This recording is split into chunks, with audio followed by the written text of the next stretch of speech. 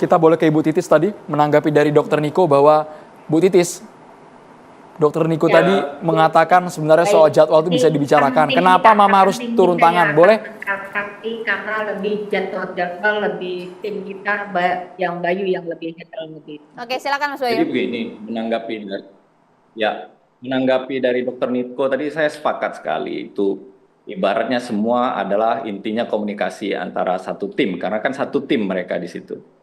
Cuma permasalahannya begini, Lady pada saat itu tidak bisa berkomunikasi dengan baik dengan Lutfi. Karena pertama, jadi kalau yang beredar isunya saat ini kan adalah Lady gonta-ganti jadwal. Lady Yang manja. yang faktanya adalah Lady itu hanya minta satu kali ganti jadwal. Yang mungkin Dokter Niko sudah share juga di Instagramnya juga sudah jelas itu bisa kelihatan bahwa memang di situ ada ketidakadilan kan Dokter Niko sendiri yang bilang di Instagram kalau saya nggak salah ya. Nah memang di situ ada 4 kali jaga dan 5 kali jaga gitu kira-kira seperti itu.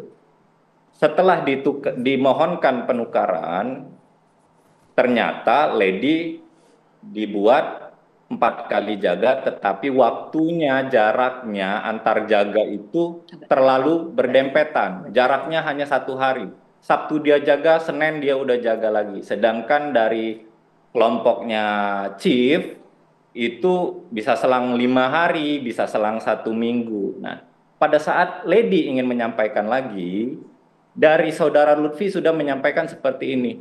Ya sudah, kalau dalam bahasa Palembangnya, ya sudah kau aturlah dewe atau kau aturlah sendiri. Nah, disitulah yang ibaratnya deadlocknya, gitu.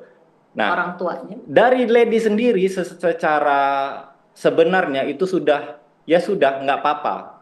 Ibaratnya seperti itu. Cuman memang pada saat komunikasi dengan mamanya dia curhat, tapi dia sebenarnya sudah menerima terkait penjadwalan yang memang sudah diatur itu. Dan maksud dari ibunya Lady, Ibu Lina, itu adalah seperti yang saudara Niko tadi jelaskan. Apakah sistemnya dikoncang ataukah bagaimana biar semuanya walaupun tidak bisa seadil-adilnya tapi fair gitu. Nah, sekarang saat ini itu yang tidak tersampaikan pada saat komunikasi waktu itu. Maksudnya mamanya adalah coba di kedepannya kita cari solusi lain dalam penetapan koas karena kan ini koas stase mayor ya yang bisa sampai 10 minggu kata ini, sedangkan jadwal yang keluar baru 2 minggu gitu. Masih 8 minggu lagi kira-kira seperti itu kan. Jadi kenapa mamanya tidak sampai ke pengampu atasnya atau ke dekan atau segala macam? Ya karena biar ini masalahnya selesai di lingkup kecil saja. Cuman memang ternyata keadaannya tidak mendukung lah. Semestanya tidak mendukung. Kira-kira seperti itu. Mas Bayu. Yang memang Mas Bayu, mohon maaf. ya tidak bisa kita pungkiri, wah gitu. Si Datu itu salah. Itu tidak bisa dimaafkan sebenarnya gitu loh. Kalau saya dari sisi korban, karena pengacara ini kan bisa dua sisi. Mas Bayu. Bisa dari korban, bisa dari pelapor. Ya, bagaimana? Ya, Mas Bayu, kalau kemudian memang niatnya adalah ingin negosiasi, membicarakan baik-baik begitu ya. Tapi apa kalimat dari Lutfi yang kemudian membuat sopir dari Mama Lady kemudian harus melakukan tindakan kekerasan itu? Apa pemicunya? Jadi begini Mbak ya, kalimatnya itu mungkin secara kalimat tidak ada yang terlalu seperti apa. Tetapi dari mimik muka, kalau dari CCTV yang beredar saat ini di sosial media, itu tidak utuh Mbak.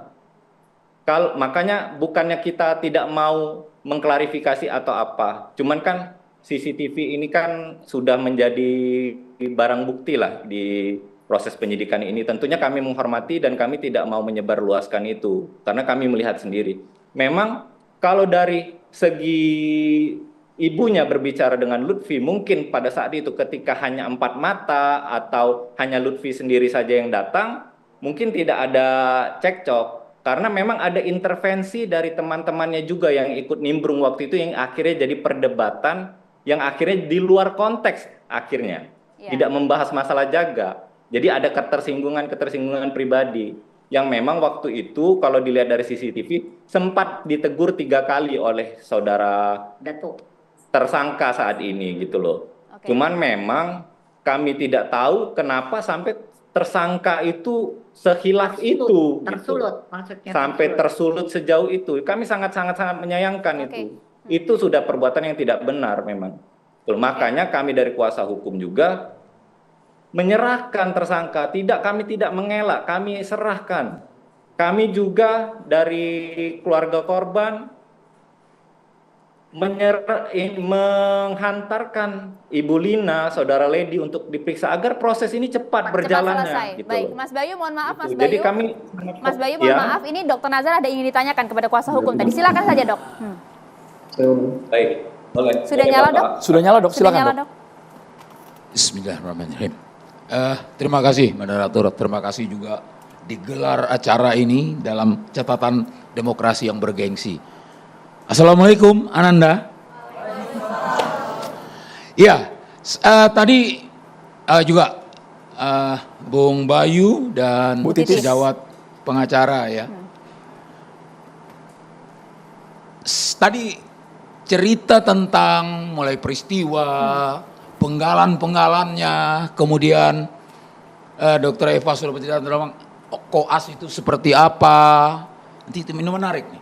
Kalau koas itu seperti apa, nanti ada yang perlu diperlukan. Bagaimana masuk, bagaimana keluar. Bahasa Inggrisnya ada tuh kan. Itu nanti. Saya ingin melihat penggalan lain, Prof. Yang ini menjadi lesson learned nanti, yaitu saya melihat ada 2 hal yang perlu dicermati. Pertama, saya boleh beginilah. Sambil digeser Silakan. boleh dok. Oh boleh ya? Kami bantu geser Silakan, kursinya silakan, dok. Dok. Sorry, terbelakangi adekku. Yang pertama adalah, ini ada peristiwa hukum. Apapun permisifnya, kenapa kok sampai tersulut emosi kita bahasa Burkina Faso sedikit, si driver gitu, ya, itu bahasa Burkina Faso itu. Tersulutnya itu suatu hal yang tidak bisa dijadikan unsur pemaaf. Peristiwa kriminal terjadi, delik ada, satu hal. Satu hal lain adalah adanya masalah dalam lingkup akademik, dalam lingkup sedang melakukan proses pembelajaran untuk dalam lingkup pendidikan dokter. Nah, di sini kami masuk. Penggalan pertama tadi, kalau menurut saya dan layaknya semua pertimbangan yang manusiawi, masalah hukum berjalan terus. Oke. Kini hukum sudah terjadi. Saya tidak menyulut. Saya tidak ingin memicu hal itu. Itu udah jelas. Kalau enggak untuk apa? Ada sejawat saya yang berperan sebagai lawyer di sana. Tapi kan pelaku penganiayaan sudah ditetapkan jadi tersangka, sudah ditahan pula dok. Itu dia. Jadi jelas-jelas peristiwa hukum itu harus jalan. Nanti akan terungkap sejak mulai dari penyidikan, gelar perkara sampai dibicarakan di court, di apa itu namanya, pengadilan, akan terungkap apakah si bodyguard yang berbaju merah ini adalah orang-orang yang memang tersulut juga. Tidak hanya sekedar kepatuhan. Nanti Prof akan mengulas itu. Tidak hanya sekedar kepatuhan karena dia ya itu kedekatan. Sopir. Saya pernah jadi supir dulu, Mbak. Jadi saya dekat sekali dengan induk semang saya. Kemudian induk semang saya itu wanita ladies. Jadi saya sangat menghormat kepada para ladies ini. Ya benar. Tapi nanti di pengadilan akan terungkap. Dia tidak hanya sekedar tersulut karena respeknya terhadap bosnya. Ini suatu faktor. Iya kan? Jadi itu satu hal akan terungkap nanti. Mudah-mudahan ada faktor pemaaf itu. Tapi yang kemudian satu hal, kenapa ini penting ya untuk anak-anak kawan ini. Kalau benar dia datang ke sana, saya ingin ke situ aja dulu. Dia datang ke sana atas permintaan untuk menjadi backup supaya keinginan perubahan jadwal, ini runutnya, perubahan jadwal bisa terlaksana. Ini sebuah intimidasi. Jadi ini memang dipesan Kalau kawan-kawan itu akan bilang, memang ada niat, ada mens rea katanya. Harus disambung itu Mbak, mens rea itu sambung, jangan dipotong-potong. Ya kan? Dan seterusnya dan seterusnya. Kan terbukti di pengadilan. Jadi di situ pentingnya, ini mesti jalan kalau menurut saya. Bukan untuk menjerumuskan, untuk pelajaran. Nah, sehingganya bukan hanya ke kalangan koasisten, bukan ke kalangan kami yang berkecimpung di pendidikan kedokteran, apalagi diperluas dengan pendidikan-pendidikan khusus, ya kan? Bukan hanya sekedar berujung nanti bully atau enggak bullying, bukan hanya itu, tapi pelajaran. Enggak seenaknya aja ini seperti ini. Itu. Niatnya negosiasi, tadi ngobrol baik-baik, bukan intimidasi. Kenapa tidak? Nah, sekarang kembali ke pendidikan. Di pendidikan itu, sampai hari ini, walaupun stetoskop kami sudah nggak dipercaya, sampai hari ini, bahwa pokok dasar adalah etika dan attitude. Kemudian disiplin, kemudian baru yang ketiga itu adalah kompetensi. Itu tetap tuh menjadi itu runtutan yang enggak yang tidak boleh dikotak-kotakkan. Itu merupakan satu paket. Apalagi anak-anak ini, Lady dan Lutfi CS ini dia adalah sarjana. Dia tinggal menyalakan koskapnya, ya kan? Kemudian dengan itu dia akan menjadi dokter, bukan calon dokter lagi. Dia akan lebih diasah apa yang ditempa. Sekarang saya bicara tentang apa yang ditempa. Sebelum apa yang ditempa, dokter boleh tadi Dokter Niko seperti ingin komentar karena dia alumni FK Unsri, soal ketidakadilan itu pasti ada. Dokter Niko dulu ya, tapi boleh ya. setelah itu saya lanjutkan terus ya. Lanjut nanti Dok, masih panjang. Dokter Niko, sebelum Silakan, sinyalnya silakan. terputus. Oke, terima kasih. Baik, terima kasih atas kesempatannya. Hal pertama yang mungkin aku pengen menyanggah adalah atau memberi suatu solusi kali ya. Harusnya di debat ini ada perwakilan dari Lutfi. Karena yang kita tahu di sini cuma hanya fakta dari si Lady.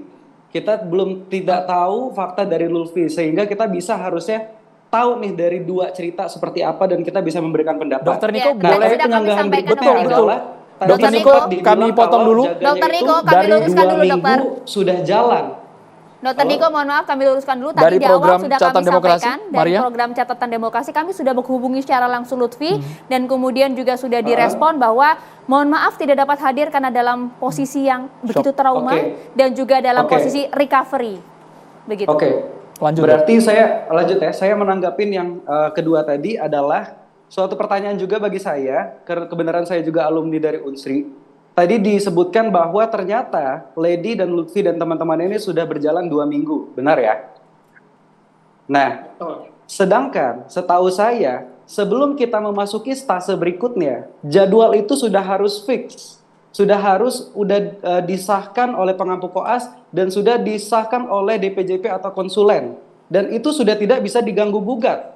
Apabila terjadi ganggu gugat, itu harusnya internal antar koasnya saja, betul? Nah, ini pertanyaannya kenapa ini sudah 2 minggu jalan, kenapa masih ada masalah lagi gitu loh? Nah, ini kan suatu pertanyaan besar kan, yang dimana saya juga alumni Unsri, saya tahu koas anak itu benar-benar sibuk banget.